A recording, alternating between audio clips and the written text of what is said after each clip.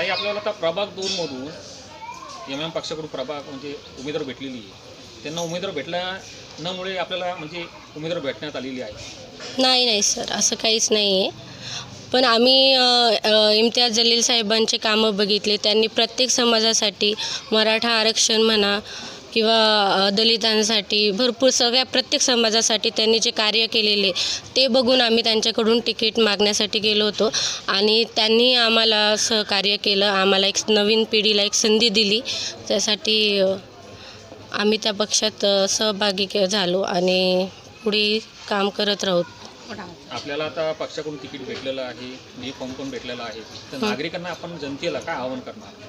नागरिकांच्या सर्व काही समस्या ज्या काही पाण्याच्या आहेत, ड्रेनेजच्या आहेत आणि आणखीन बऱ्याच ठिकाणी जनतेचे जे घर आहेत, गरजेसाठी त्यांनी जे घरं बांधलेले होते त्यांचे ते बऱ्याच ठिकाणी आता आम्ही प्रचारासाठी जातो तिथे ऐकण्यात येते की आमचे घर तुटणार आहेत, मग आम्ही कुठे राहायला जाणार किंवा बरेच असून पाणी नाही येते.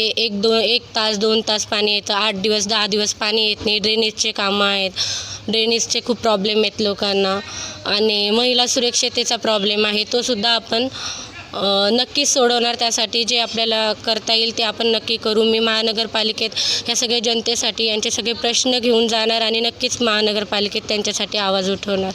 लाडकी बहीण योजना काढलेली आहे शिंदे गटाने, या संदर्भात आपण काय बोलणार? टायमावरती लाडकी बहिणीला पैसे भेटत नाही. दुसरी गोष्ट अशी आता पुरुषसुद्धा आता बोलतात लाडकी बहीण योजना काढलेली, पण पुरुषांना काय लाडका भाऊ भेटत नाही. माझं लाडक्या बहिणीबद्दल एकच म्हणणं आहे की 1,500 देऊन म्हणजे आज जी महागाई झालेली आहे त्या 1,500 काहीच होत नाही आहे. गोरगरीब जनतेसाठी 1,500 रुपये म्हणजे महागाईच्या हिशोबाने ते काहीच नाही. त्यापेक्षा तुम्ही सगळ्यांसाठी रोजगार उपलब्ध करून दिला पाहिजे.